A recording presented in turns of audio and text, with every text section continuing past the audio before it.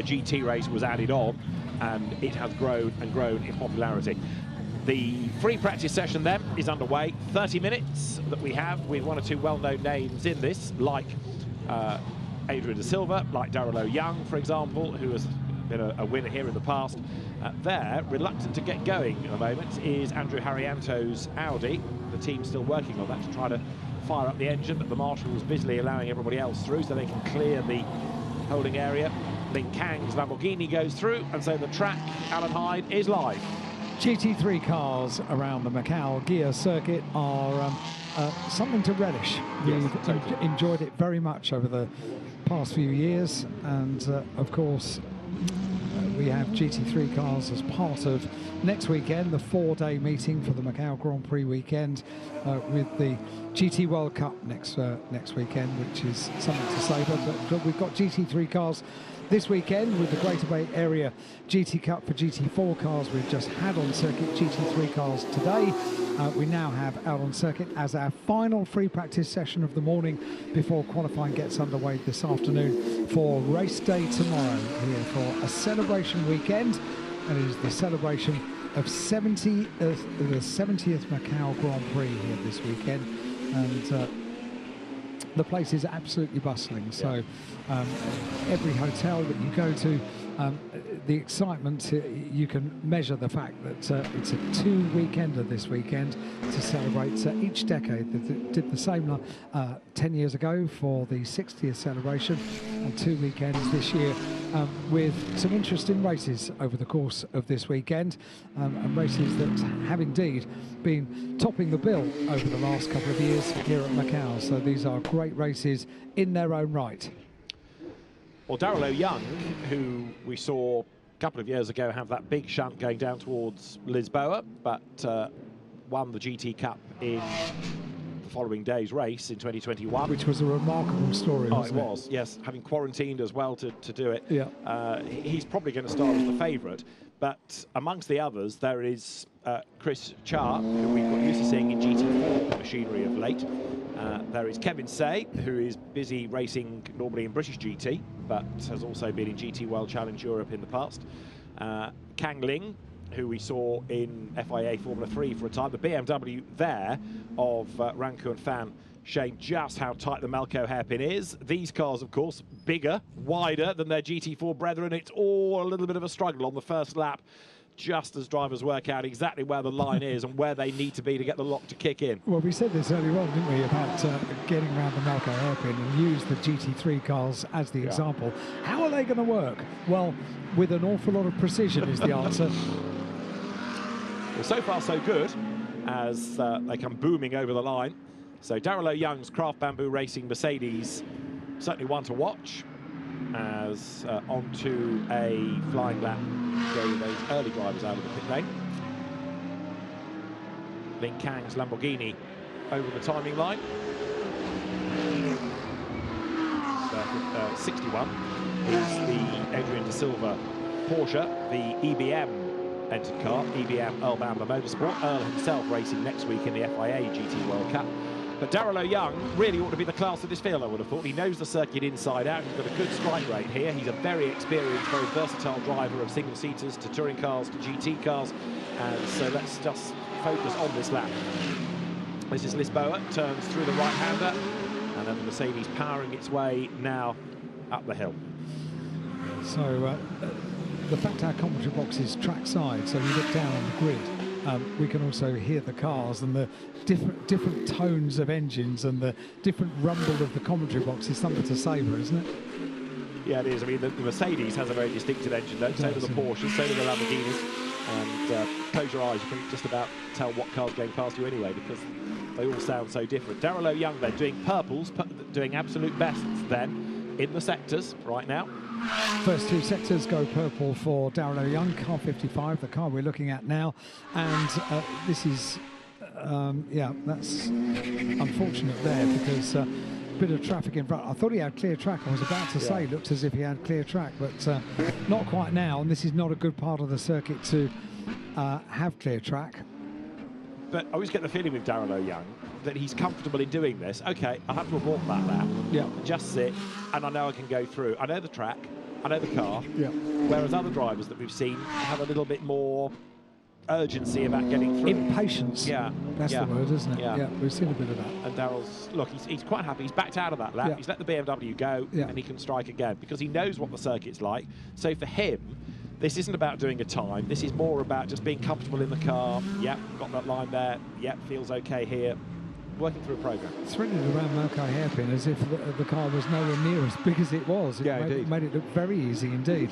And that's good because it sets up the start of a quick lap, doesn't it? And now there is more of a sense of urgency because a little flash of the lights to say, I'm here, I'm not going to be held up again, and I'm going to go on to a quick lap now. So makes the move, gets past the BMW, and is about to start what will be, hopefully, a clearer lap. And getting out of the way, Rankun Fan in the BMW. So through goes Darrell Young to go top of the times, 2:29.374. There is Lin Kang behind in the Lamborghini. Number 3 there is Alex Liu with the Elegant Racing Team Mercedes. Another good name for a team. And there is a busy old section down at Lisboa, including the Aston Martin Vantage of Anderson He. So, good variety. Move left or right, Mr. Cameraman, out of our way. Yes.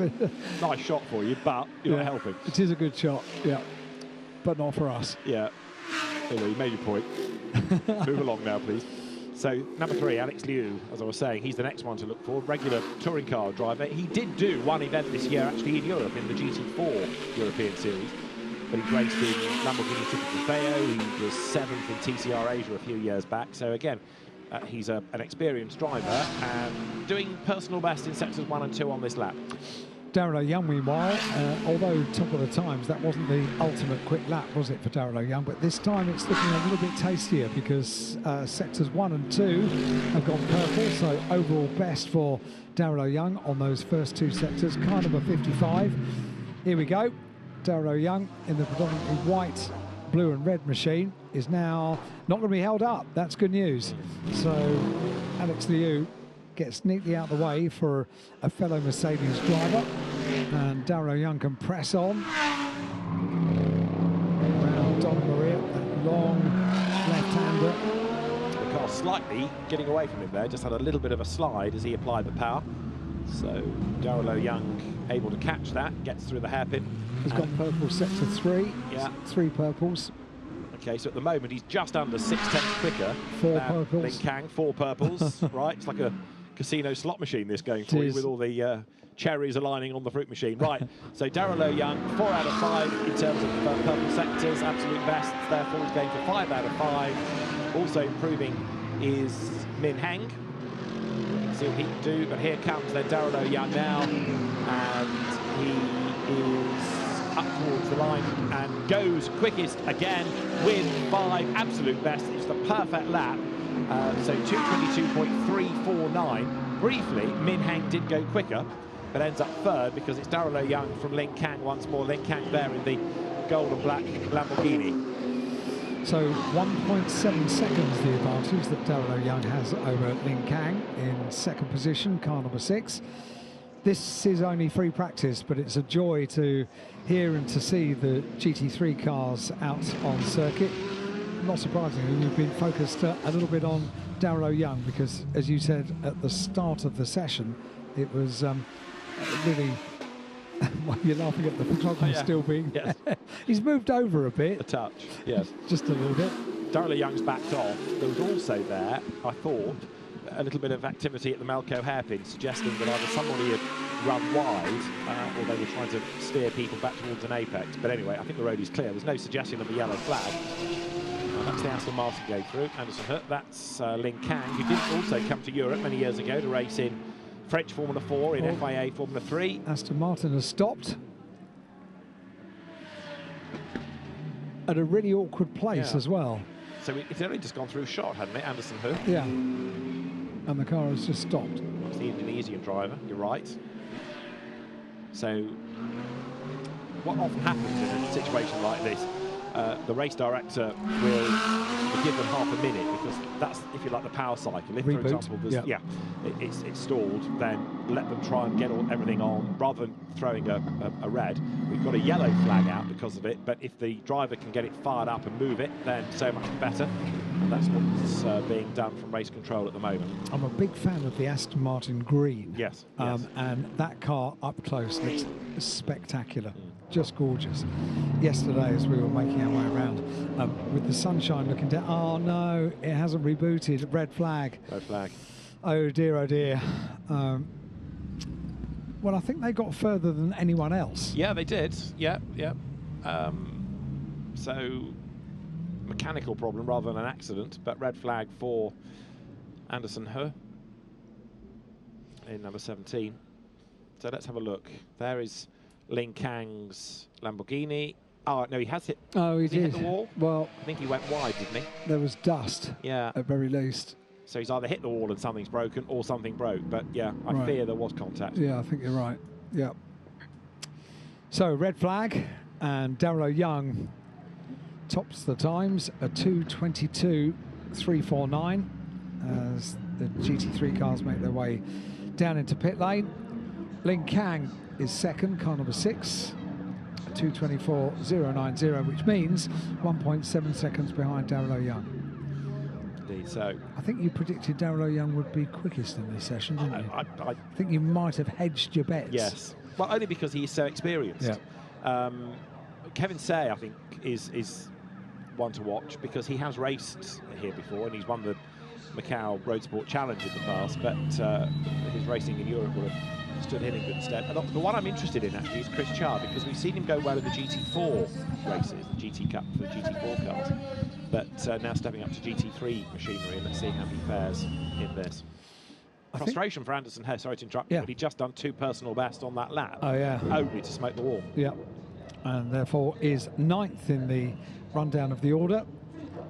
So Marshall's indicating for cars to head into pit lane, but they are on short call for the resumption of the session, which is good news. I can't imagine it would be too tricky to get the track clear again and get the cars back out. 17.5 minutes of the session remain. Darrell Young, top of the times, 2:22.349.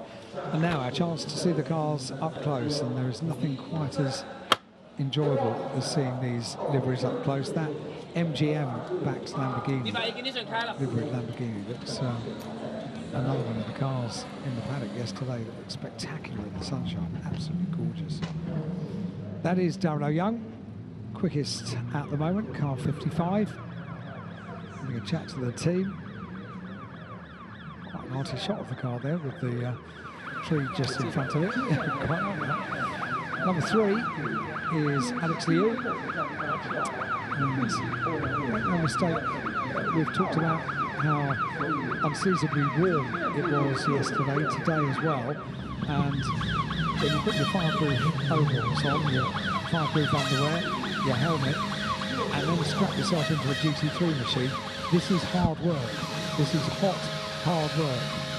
And the fact that teams are blowing air into the car is a very, very welcome thing. Drivers often say they don't really notice the temperature when they're actually on circuit. When they're going around, there's airflow around the car and things don't cook up inside so much, although the ambient temperature is high. But when they stop, when they're in the pit lane, that's when you really tend to notice it. Yes, oh, they've got a matching colour recovery unit. How nice. It's just not got quite the same price tag. Right. No. Yes. I just came back to your but at the moment, it's slightly more useful. Well, there is that. Yes, and it goes. In double driver races, it's the start driver who often complains the most, because they have to get suited and booted in advance, get in the car, drive to the grid, sit there for half an hour or so. Exactly. So they're desperate for a rolling start in order just to get some air through the car. But here, of course, the drivers, knowing they've still got 15 minutes plus to go, so they're not getting out of the cars. And the shot there of the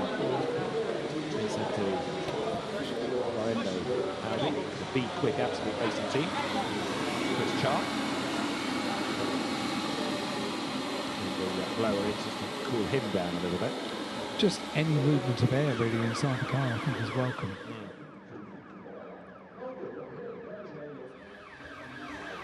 there's still quite a few we've not seen the best of. Adrian De Silva, for example, and he's further down than he really ought to be.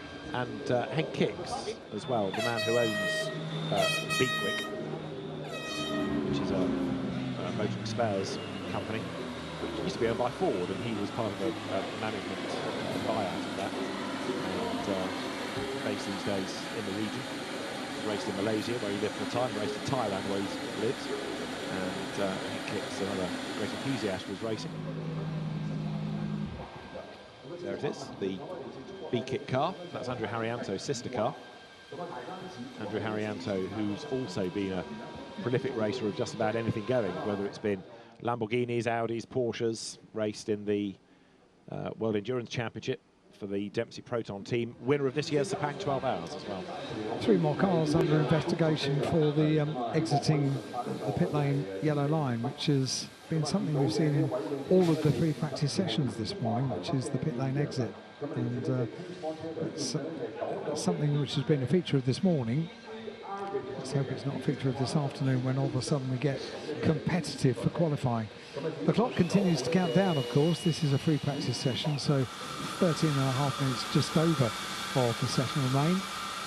3 flying laps have been completed, and when we get the session back underway, hopefully they will do 2 before too long, and we can see them get into groove, because they were just starting to do that, weren't they?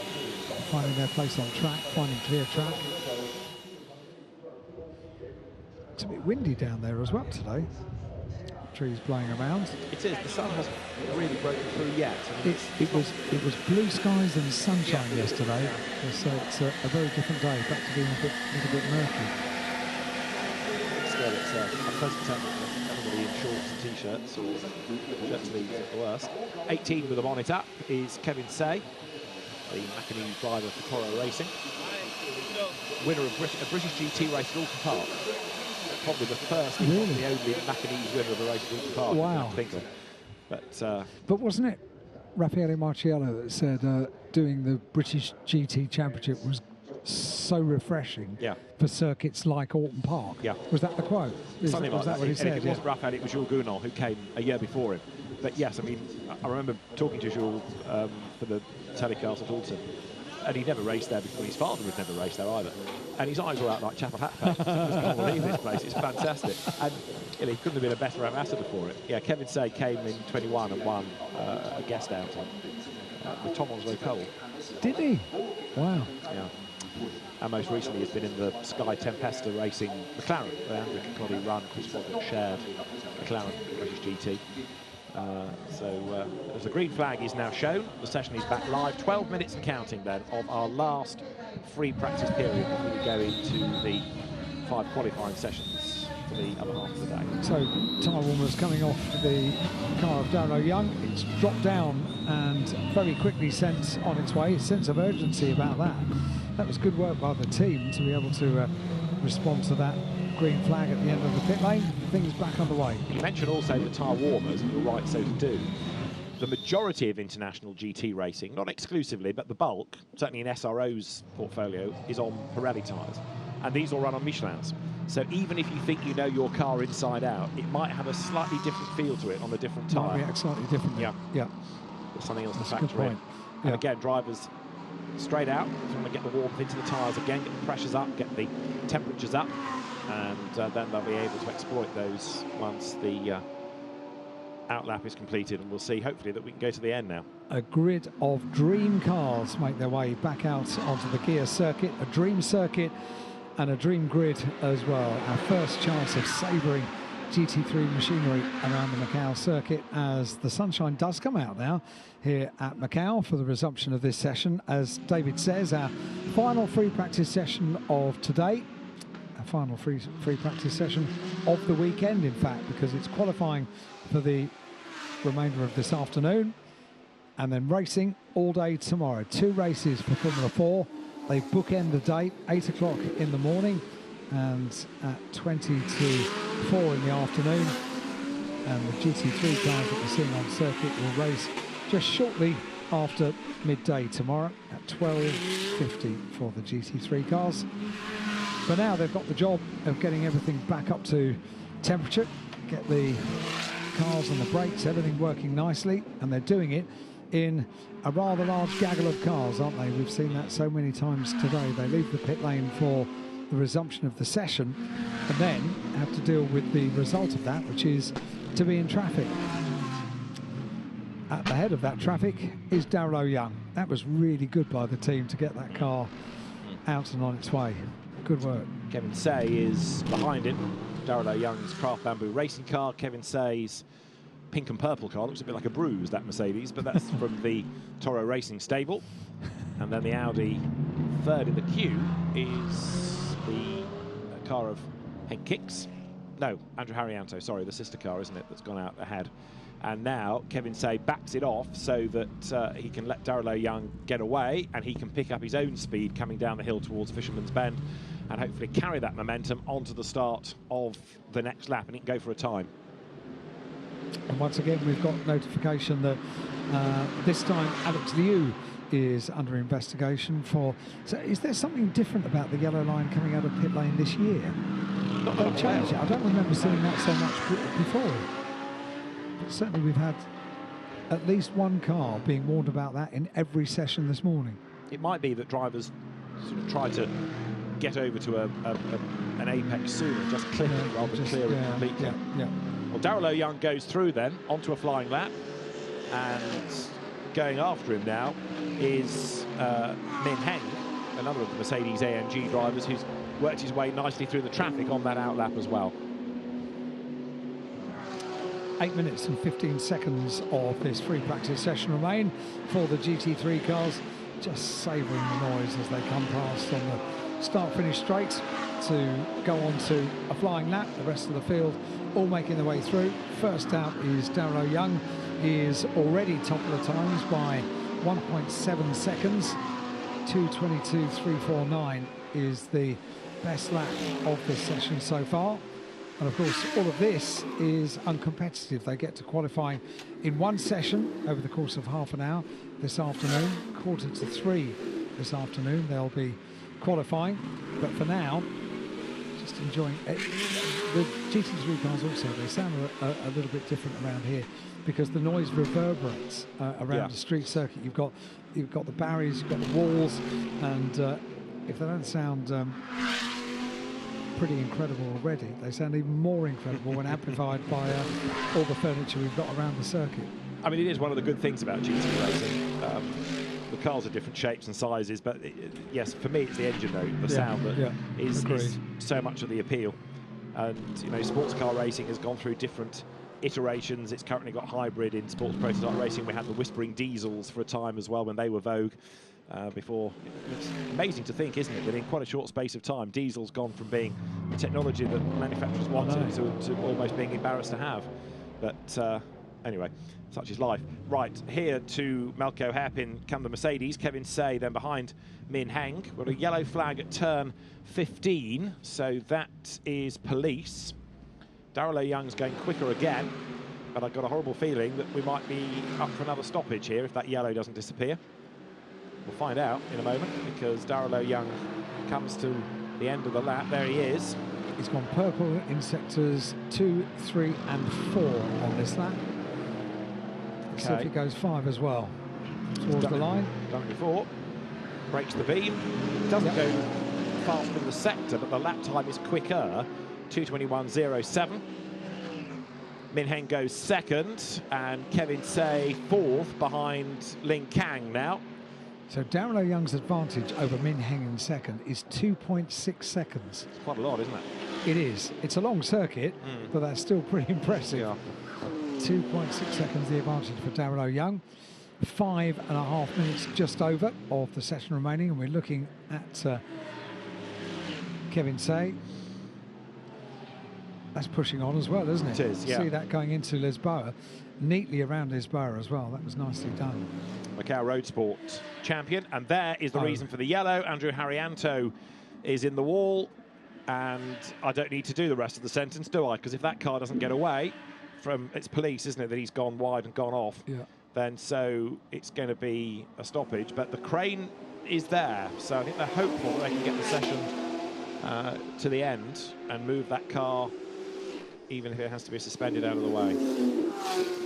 Let's see, because I fancy there'll be a bit of debris on the circuit as well, and that may well need to be cleared up, which presumably would only safely be able to be done if the session is stopped. But we shall see. Might be that they can control it. So there's Darrell Young arriving on the scene, and okay, red flag, compromise everybody's laps because the car won't be moved, so red flag. And what did we have left on the clock? 4.5 minutes. So by the time they've got them in... Are you thinking what I'm thinking? I think I am. I'm thinking it's time for lunch. I think the marshals might be thinking that, but they've got a bit of work to do before then. Potentially this session is not going to see a checkered flag, which means the award of free practice morning for the 70th Macau Grand Prix potentially is going to go to the GT4 cars, the only cars to see the checkered flag today. Yes, you're right. And even they had their dramas, didn't they? Oh yes. None of the sessions were without dramas. No. But hey, we're at Macau. Very true. And drama is as drama does. Yes, you're right. So, yeah. Well, qualifying this afternoon, I'm sort of talking here as though the session won't be restarted. We don't have confirmation of that, so maybe I'm being a bit previous. But even if it can be restarted, they're not going to be able to do more than an outlap, so it all becomes a bit superfluous anyway. It does, yeah. 3.5 minutes, under 3.5 minutes of the session left to run. Free practice, the clock continues to count down. Qualifying, it will stop.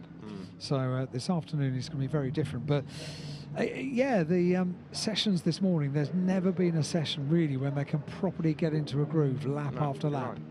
You're right. Yeah, it's been a really weird sort of an many of them. A bit bitty. The Indeed. sessions have been a bit bitty. Indeed. Chris Charr there, bringing the Phantom Pro Racing Audi back to the pits. We've normally seen him in Mercedes, but with an Audi.